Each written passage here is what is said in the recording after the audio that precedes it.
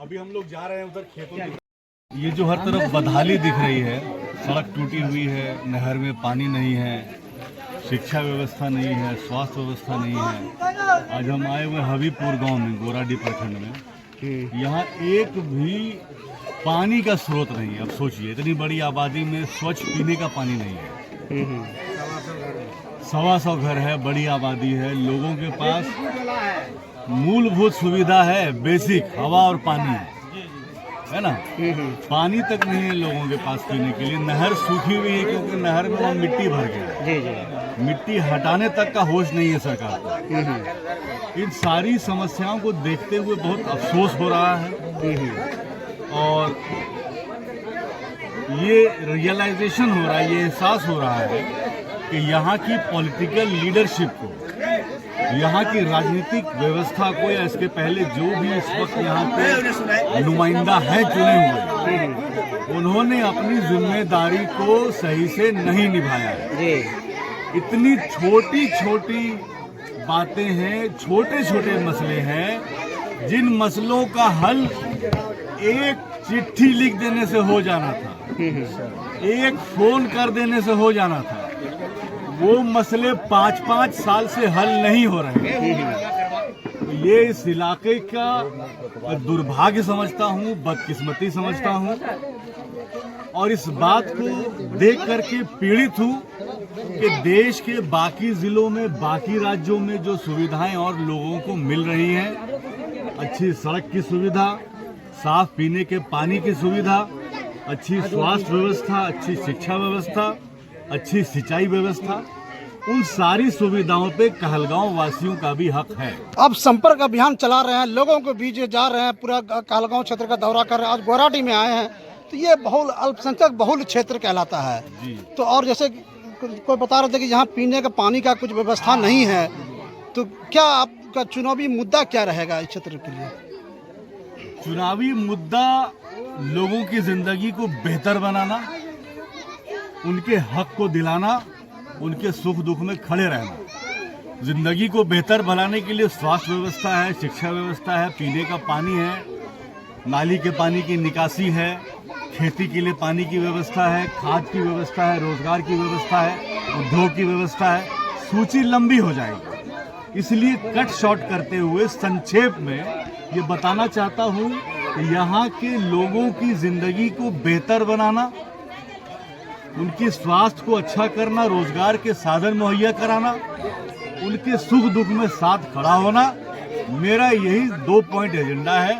उस एजेंडे में जो भी मांग, जो भी डिमांड, जो भी तकलीफ, जो भी समस्या, जो भी रोड़ा आएगा, उसको हम सॉल्व करेंगे। आप क्षेत्र का भ्रमण, आपको इस विधानसभा क्षेत्र में कहलगांव बताया बहुत सारी कमियां हैं। आप अभी गोराडीह में बैठे हुए हैं, गोराडीह में सड़क आप घूम के देख लीजिए, पानी की व्यवस्था देख लीजिए, पीने की नहीं है व्यवस्था, तमाम नहर टूटी हुई है, भरी हुई है, पानी नहीं आता है खेती के लिए। सनौला चले जाएंगे, वहाँ यही हाल है। 15-15 किलोमीटर तक आपको डिग्री कॉलेज नहीं है, बच्चा लोग पढ़ने कहाँ जाए।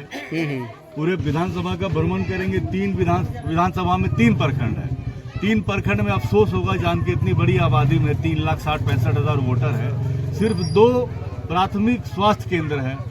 प्राथमिक, बड़ा अस्पताल भी नहीं, प्राथमिक बेसिक जहाँ ट्रीटमेंट हो सकता है वो है, उसमें भी ओटी की व्यवस्था नहीं है, इमरजेंसी की व्यवस्था नहीं है, एम्बुलेंस की व्यवस्था नहीं है, उद्योग नहीं है, कोई बहुत तरह की समस्या। किस पार्टी से आप बिलोंग करते हैं और ये चुनाव का समय है, आपका दौरा हो रहा है? मैं कांग्रेस पार्टी का सिपाही हूँ। कांग्रेस पार्टी में राष्ट्रीय सचिव हूँ, अल्पसंख्यक विभाग में, दिल्ली का प्रभारी हूँ। लंबे अरसे तक बिहार प्रदेश कांग्रेस कमेटी में उपाध्यक्ष रहा हूँ अल्पसंख्यक विभाग में। भागलपुर जिले का रहने वाला हूँ और अलीगढ़ से हमारी तालीम हुई है। पिछले 15 साल से मेन स्ट्रीम पॉलिटिक्स में, मुख्य धारा की राजनीति में रहते हुए देश की और समाज की सेवा कर रहा हूँ। राहुल गांधी की जो वोटर अधिकार यात्रा थी, काफी जनसैलाब उमड़ा था और अभी प्रधानमंत्री आए थे, 40,000 करोड़ का सौगात बिहार को दे के गए हैं और प्रगति यात्रा मुख्यमंत्री ने की थी। क्या कहें? देखिए, सौगात तो वो पिछले चुनाव में भी दे के गए थे। वो गला का नस देखे थे, एकदम फूल करके 1 लाख करोड़ दें, 2 लाख करोड़ दें। कुछ आया बिहार को? पूर्णिया एयरपोर्ट का उद्घाटन किए, टेम्पोररी एयरपोर्ट है, पोटा केबिन में बनाया हुआ है, उसमें पूरा यंत्र भी नहीं लगा है अभी। हालत ये है कि बस जब जाड़ा आएगा कोहरा में वहाँ से विमान उड़ भी नहीं पाएगा, डायरेक्ट कनेक्टिंग फ्लाइट नहीं दिया वहाँ से। तो ये सब भ्रम में डाल करके चुनाव अभी आने वाला है, नज़दीक है। पिछले 5 साल की जो नाकामी रही है पलायन रोकने की, रोजगार देने की, यहाँ के लोगों की मूलभूत जो सुविधाएं प्रदान करने की, वो समझ रहे हैं कि ये उन्होंने वोट चोरी करके सरकार बना ली थी यहाँ पे। अब वोट चोरी भी उजागर हो गई है। हमारे आदरणीय नेता राहुल गांधी जी ने ये दिखा दिया, आपने देखा होगा जो प्रेस कॉन्फ्रेंस उन्होंने किया था, कि सबूत के साथ ये दिखा दिया पूरे देश को कि किस तरह से वोट चोरी हुई है। अब वो वोट चोरी भी नहीं कर पाएंगे इस बार। जनता जागृत है, मोटा मोटा डंडा लेके बैठी है बूथ के ऊपर कि वोट चोरी करो, को दिखाएंगे हम अपना रौद्र रूप तुमको। तो अब ये सब तंत्र करके कि भाई देखो हमने बहुत काम किया, लोगों को भ्रम में डाल के, जो बीजेपी का चाल चरित्र यही है, भ्रम में डालना, लोगों को मूर्ख बनाना, वोट को समेटना, वही करने का प्रयास है प्रधानमंत्री जी का। क्या लगता निश्चित रूप से इंडिया गठबंधन की मजबूत सरकार बनेगी। वही सरकार जो भी 1-2 वर्ष पहले चंद महीनों के लिए बनी थी और चंद महीनों में 2 लाख नौकरियां बांटी गई थी, वैसे ही मजबूत सरकार इंडिया गठबंधन की बिहार के अंदर बनने जा रही है। जनता जागृत है, वोट चोरी नहीं होने देगी। और आप देखेंगे पटना में बिहार की बदहाली को बदलने के लिए इंडिया गठबंधन की सरकार को गठित किया जाएगा। ज्यादा वक्त नहीं, केवल 2 महीने के बाद आप ये देखेंगे हो रहा है। कालगांव मर गया, गरीब आदमी क्या खाएंगे, यही सब हो रहा है। और क्या हो रहा है? इस साल आप बने कांग्रेस से मुखिया बोले भैया जहाँ तक फसल होगा हम अपना लगाएंगे। आते हैं यहाँ विधायक जी, आते हैं जो अभी हैं। कभी नहीं आया विधायक जी। कैसा है? वोट मांगने के लिए आए थे, खाली वोट मांगने के लिए आए। सभा जब भेजने की हम वहाँ तक कोशिश करेंगे और पहुँचाए। चुनाव हो रहा है, चुनाव में क्या कैसा रहेगा, कैसा प्रत्याशी चाहिए?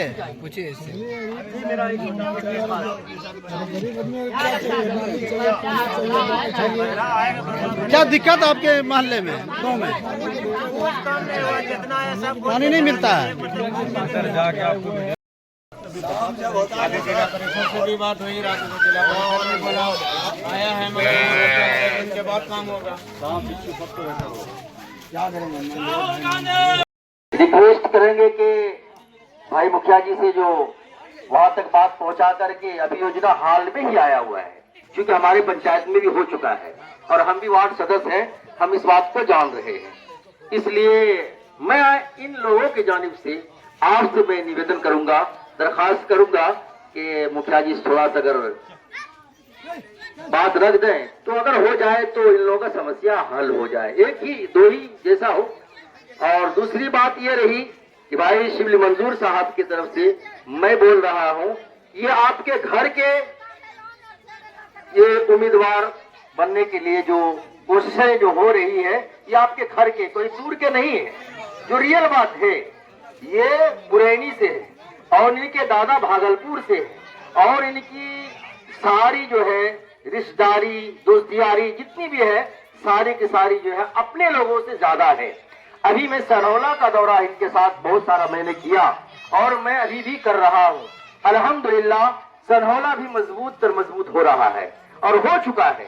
सब लोगों का कहना यही है आप टिकट लेकर के आइए, लेकिन टिकट के लिए भी जरूरत है आप लोगों की आवाज बनने की। जो सदन में जाकर के आवाज बने, पार्टी के पास जो आवाज बने, वो असल है। अब इनकी आवाज कौन बनेगा? हम ही लोग बनेंगे। और जब तक नहीं बनेंगे तो इनको कौन वहां तक पहुंचाएगा? हम ही लोग पहुंचाएंगे ना। आवाज बनने की जरूरत है। जब हम लोग आपस में मीटिंग कर रहे हैं, बैठक कर रहे हैं, तो हम लोगों को चाहिए कि ज्यादा से ज्यादा लोग मीडिया के थ्रू से वहां तक पहुंचाने की कोशिश किया जाए। यही